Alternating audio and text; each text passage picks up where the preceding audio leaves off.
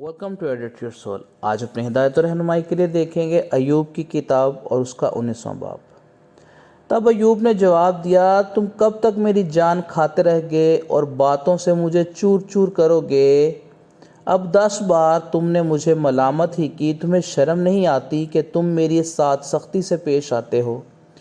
اور مانا کہ مجھ سے خطا ہوئی، میری خطا میری ہی ہے۔ اگر تم میرے مقابلہ میں اپنی بڑائی کرتے ہو اور میرے ننگ کو میرے خلاف پیش کرتے ہو تو جان لو خدا نے مجھے پست کیا اور اپنے جال میں مجھے گھیر لیا۔ دیکھو میں ظلم پکارتا ہوں پر میری سنی نہیں جاتی، میں مدد کے لیے دہائی دیتا ہوں پر انصاف نہیں ہوتا۔ اس نے میرا راستہ ایسا مسدود کر دیا کہ میں گزر نہیں سکتا، اس نے میری راہوں پر تاریکی کو بٹھا دیا ہے۔ اس نے میری حشمت مجھ سے چھین لی اور میرے سر پر سے تاج اتار لیا۔ اس نے مجھے ہر طرف سے توڑ کر نیچے گرا دیا، بس میں تو ہو لیا اور میری امید کو اس نے پیڑ کی مانند اکھاڑ ڈالا۔ اس نے اپنے غضب کو بھی میرے خلاف بھڑکایا اور وہ مجھے اپنے مخالفوں میں شمار کرتا ہے۔ اس کی فوجیں اکٹھی ہو کر آتی اور میرے خلاف اپنی راہ تیار کرتی، وہ میرے ڈیرے کے چوگید خیمہ زن ہوتی۔ اس نے میرے بھائیوں کو مجھ سے دور کر دیا اور میرے جان پہچان مجھ سے بیگانہ ہو گئے۔ میرے رشتہ دار کام نہ آئے اور میری دلی دوست مجھے بھول گئے۔ اس نے اپنے گھر کے رہنے والوں اور اپنی لونڈیوں کی نظر میں اجنبی ہوں، میں ان کی نگاہ میں پردیسی ہو گیا ہوں۔ میں اپنے نوکر کو بلاتا ہوں اور وہ مجھے جواب نہیں دیتا، اگرچہ میں اپنے منہ سے اس کی منت کرتا ہوں۔ میرا سانس میری بیوی کے لیے مکروہ ہے، وہ میری منت میری اولاد کے لیے ہے۔ چھوٹے بچے بھی مجھے حقیر جانتے ہیں، جب میں کھڑا ہوتا ہوں تو وہ مجھ پر آواز کستے ہیں۔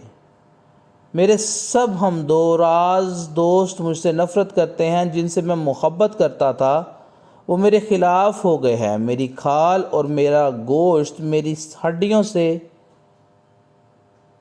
چمٹ گیا ہے اور میں بال بال بچ نکلا ہوں۔ اے میرے دوستو، مجھ پر ترس کھاؤ، کیونکہ خدا کا ہاتھ مجھ پر بھاری ہے۔ تم کیوں خدا کی طرح مجھے ستاتے ہو اور میرے گوشت پر قناعت نہیں کرتے؟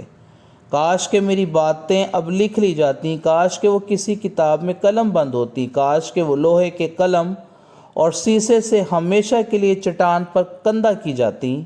لیکن میں جانتا ہوں کہ میرا مخلصی دینے والا زندہ ہے اور آخرکار وہ زمین پر کھڑا ہوگا، اور اپنی کھال اس طرح برباد ہو جانے کے بعد میں اپنے جسم میں خدا کو دیکھوں گا، جسے میں خود دیکھوں گا اور میری ہی آنکھیں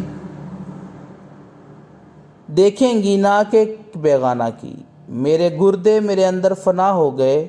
اگر تم کہو ہم اسے کیسا ستائیں گے، حالانکہ اصلی بات مجھ میں پائی گئی ہے، تو تم تلوار سے ڈرو، کیونکہ قہر تلوار کی سزاؤں کو لاتا ہے، تاکہ تم جان لو کہ انصاف ہوگا۔ خداوند کے زندہ پاک کلام کے پڑھے اور سنے جانے پر اس کی خاص برکت اور رحمت ہو، آمین۔